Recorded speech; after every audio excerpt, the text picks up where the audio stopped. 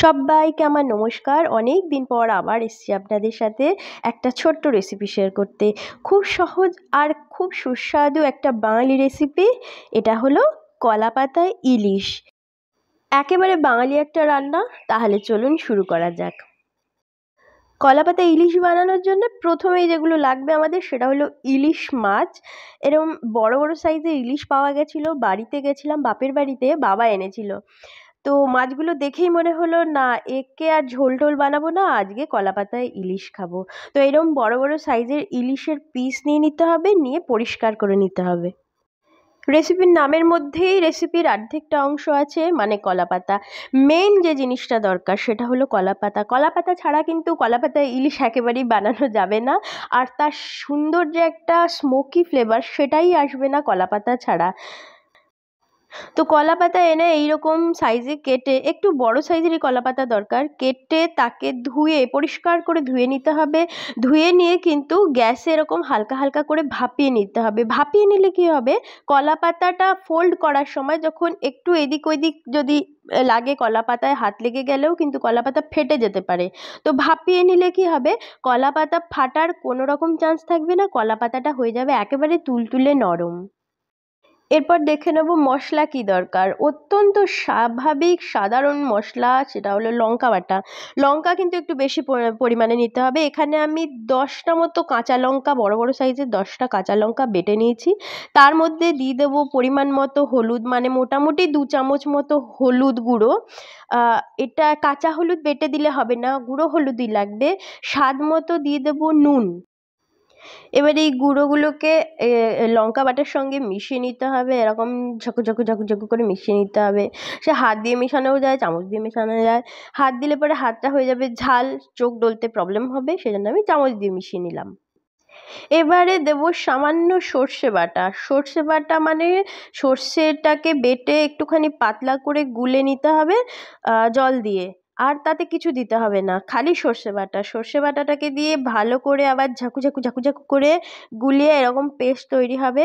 তারপর যেটা main ingredients সেটা হলো সর্ষের তেল। এই সর্ষের তেল কিন্তু লাস্ট ইনগ্রিডিয়েন্টস এই রান্না করার, মশলার প্রিপেয়ার করার জন্য। এই সর্ষের তেল বেশ খানিকটা দিয়ে এইরকম কনসিস্টেন্সি আসবে মশলাটার, আমার মশলা হয়ে যাবে রেডি।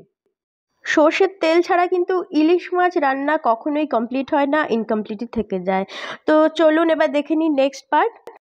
আগে থেকে পরিষ্কার করে রাখা মাছের পিসগুলোতে ভালোভাবে এই মশলাটা মাখানো খুব দরকার। যেরকম মাছের কোনো একটা অংশ ফাঁকা না যায়, ঠিক যেরকম মনে হবে মাছের গায়ে হলুদ হচ্ছে, সেই মনে করে পিসগুলোর এপিট ওপিট দুপিঠই ভালো করে হাত দিয়ে দিয়ে মশলাটা কিন্তু মাখিয়ে নিতে হবে।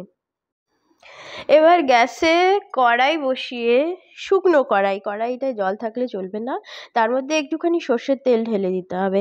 সর্ষের তেলটা কিন্তু কড়াই বেশি গরম হয়ে গেলে তেলটাকে ভালো করে মাখানো যাবে না। তো হাত দিয়ে এইভাবে একটুখানি কড়াইতে কিন্তু সর্ষের তেল লাগিয়ে, তারপর ওই যে সেকে রাখা যে কলা পাতাগুলো সেইগুলো কে এইভাবে সাজিয়ে দিতে হবে, যেন মাঝখানে ভাঁজ না পড়ে, মাঝখানে যেন কোনো ফাঁকা এরিয়া না থাকে। দেখুন আমি কীরকম সাজাচ্ছি, ঠিক সেভাবে ঠিক মাঝখানে যেন আমাদের ঝোলটা বা গ্রেভিটা থেকে যায়, সেই জন্যে কলা পাতাটাকে এইভাবে সাজাতে হবে। এবার কলা পাতা যে ওপরের পার্টটা থাকলো, সেই কলা পাতাটাই কিন্তু তেল লাগিয়ে নিতে হবে, সর্ষের তেল সুন্দরভাবে পুরো পাতাটায় লাগিয়ে নিতে হবে। এবারে মেখে রাখা মাছগুলোকে এই কলা পাতায় সাজিয়ে দিতে হবে।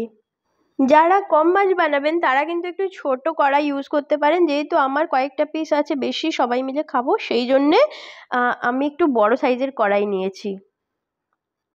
মাছগুলোকে সাজিয়ে দেওয়ার পর ওই যে মশলাগুলো, গ্রেভিগুলো, সেগুলো কিন্তু মাছের গায়ে এরকমভাবে দিয়ে দিতে হবে। এক ফোঁটা মশলা যেন নষ্ট না হয়, পুরো মশলাতেই কিন্তু মাছের টেস্ট আসবে।